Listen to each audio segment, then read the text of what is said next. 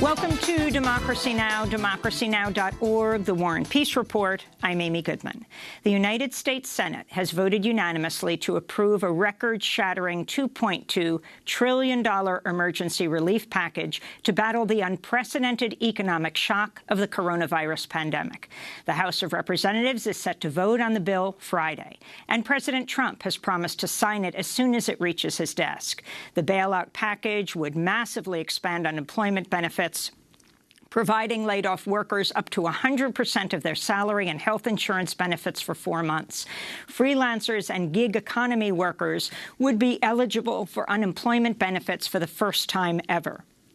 Over $300 billion would go toward direct cash payments to most Americans, with one-time checks of $1,200 for adults and $500 per child.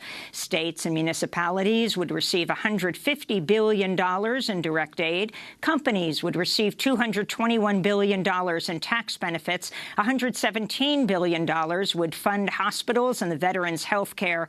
And a $500 billion fund would provide loans and loan guarantees for corporations. Vermont Senator, presidential candidate Bernie Sanders, who successfully fought to strengthen the bill's assistance to laid-off workers, voted yes, even as he warned about the bill's corporate bailout. We do not need, at this moment in history, to provide a massive amount of corporate welfare to large, profitable corporations. I think, as many of you are aware, you have industries like the airlines industries, among others, that have provided for stock buybacks, billions and billions of dollars for stock buybacks. They spent all their cash rewarding themselves and their stockholders. And lo and behold, today, they need a major bailout. The vote on Wednesday evening was 96-0, with 4 senators absent. Just minutes before the roll call, Republican Senator John Thune announced he was feeling ill, would return to his home in South Dakota to self-quarantine. 3 other senators were also absent due to the coronavirus. Rand Paul of Kentucky, who's tested positive. Utah Senators Mike Lee and Mitt Romney, who are in self-quarantine. Here in New York City, the epicenter of the coronavirus outbreak in the United States, hospitals are seeing the same surge in cases that overwhelmed healthcare systems in China, Italy, and Spain. Refrigerated trucks and tents have been stationed outside some hospitals to hold the bodies of the dead as morgues fill up. In just 24 hours on Tuesday, 13 people reportedly died at Elmhurst Hospital Center in Queens. New York City is reporting 366 deaths and over 33,000 confirmed cases, though the number of cases of infection is likely far, far higher due to a critical lack of tests. More than 4,000 coronavirus patients have been hospitalized in New York, where a leaked FEMA briefing shows all 1,800 intensive care beds in the city are expected to be full by Friday. We'll have more on the healthcare crisis here in New York City after headlines when we speak to Dr. Craig Spencer, Director of Global Health and Emergency Medicine at Columbia University Medical Center, who himself suffered from Ebola when he treated people in Africa. Across the United States, new coronavirus infections continued to increase exponentially, with 13,000 newly confirmed cases reported Wednesday, pushing the nationwide total above 68,000. Over 1,000 people have died in the United States. Louisiana, with one of the fastest infection rates in the world, marked its largest one-day increase, bringing its toll to 65 dead and nearly 2,000 infected. In neighboring Mississippi, Republican Governor Tate Reeves defied calls for an emergency stay-at-home order, declaring Mississippi is never going to be China. The Washington Post reports 140 U.S. nursing homes have recorded at least one coronavirus case. The Pentagon's ordered a 60-day freeze on troop movements overseas, with at least 415 Pentagon employees testing positive for coronavirus. Attorney General William Barr has directed federal prosecutors to charge anyone deliberately spreading or threatening to spread coronavirus with terrorism. Meanwhile, Amazon says it'll keep its massive fulfillment centers open amidst a surge of online orders after workers in at least 8 Amazon warehouses around the United States tested positive for COVID-19. In Pittsburgh, Pennsylvania, hundreds of sanitation workers held a wildcat strike Wednesday, demanding more protection from the virus. This is one of the workers, Sheldon White. We want better equipment, protective gear. We have no masks. We want hazard pay. Hazard pay is very important. Why? Because we have high co-payments on any type of bill. We risk our life. Every time we grab a garbage bag, there can be a needle or something in there. Tony Award-winning playwright Terrence McNally has died in Florida of complications from COVID-19. McNally's career spans 6 decades, included celebrated productions like Kiss of the Spider-Woman, Love, Valor, Compassion. Terrence McNally, openly gay writer whose plays tackled issues of love, homophobia, and the HIV/AIDS crisis. He was 81 years old. Celebrated chef Floyd Cardoz has died from a coronavirus infection. Cardoz was the first chef born and raised in India to head a major dining kitchen in New York City, Tabla. In the Dominican Republic, acclaimed fashion designer Jenny Polanco has died from complications of COVID-19. Polanco's career spanned 4 decades. She was a regular fixture at Miami Fashion Week. In Geneva, Switzerland, the Director General of the World Health Organization urged world leaders to take strong actions to end the scourge of coronavirus sweeping the globe as global confirmed cases approach 500,000. We have overcome many pandemics and crises before. We will overcome this one too. The question is how large a price we will pay. Already, we have lost more than 16,000 lives. We know we will lose more. How many more will be determined by the decisions we make and the actions we take now. In Italy, the nation currently hardest hit by the pandemic, the death toll has topped 7,500. But for the 4th straight day, the pace of new coronavirus cases fell, raising hopes that a nationwide lockdown is beginning to flatten the curve of infections. Spain announced 738 coronavirus new deaths Wednesday, surpassing China's death toll with over 3,600 fatalities. In China, authorities have lifted restrictions on millions of residents of Hubei province, the original epicenter of the pandemic, although the provincial capital, Wuhan, remains on lockdown.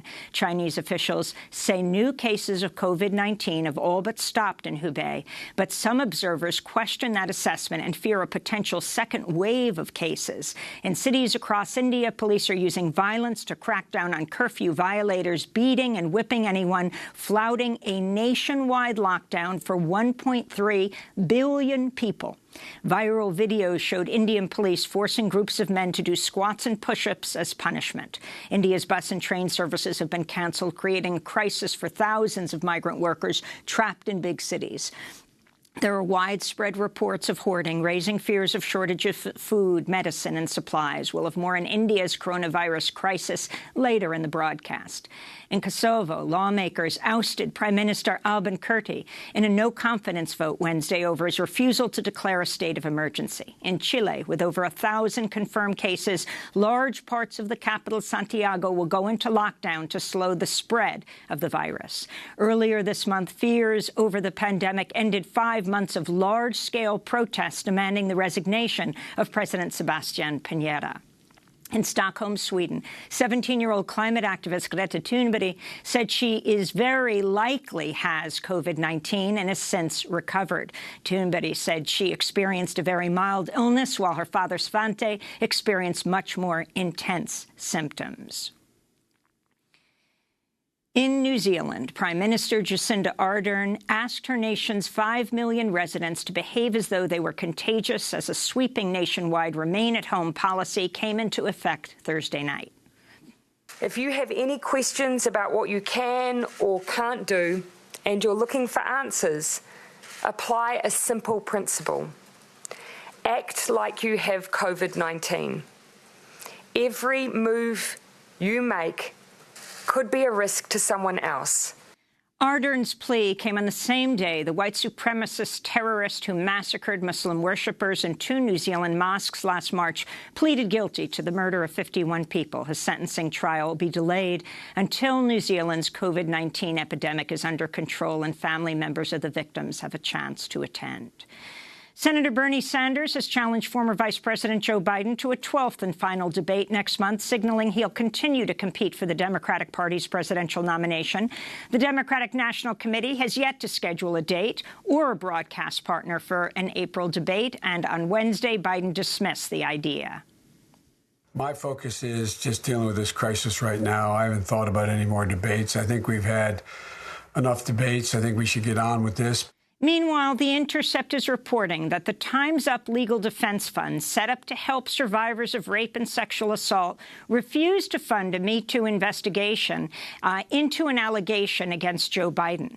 The charges were brought by Tara Reid, who worked as a staff assistant for then-Senator Biden in 1993 when she was in her mid-20s. Reid told journalist Katie Halper in an interview published Tuesday that Biden repeatedly touched her without her consent and sexually assaulted her. A warning to listeners and viewers, her account is graphic. And then his hands were on me and underneath my clothes.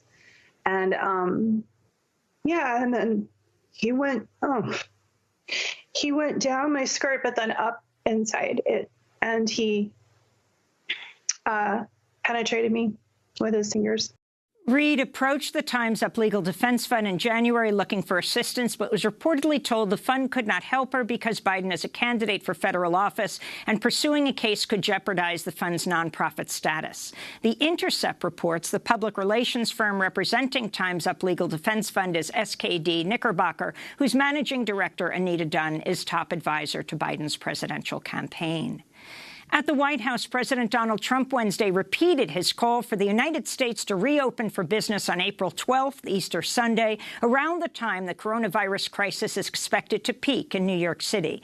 Trump's call for packed churches across the U.S. in mid-April came as Pope Francis ordered bishops around the world to instruct Catholics to celebrate Easter in their homes. Trump's plan also defies the entire medical establishment, which is pleading with Americans to remain at home to prevent new COVID-19 patients from overwhelming the healthcare system. Researchers at the Imperial College of London estimate without measures like lockdowns and social distancing, 2.2 million people in the United States will die of COVID-19.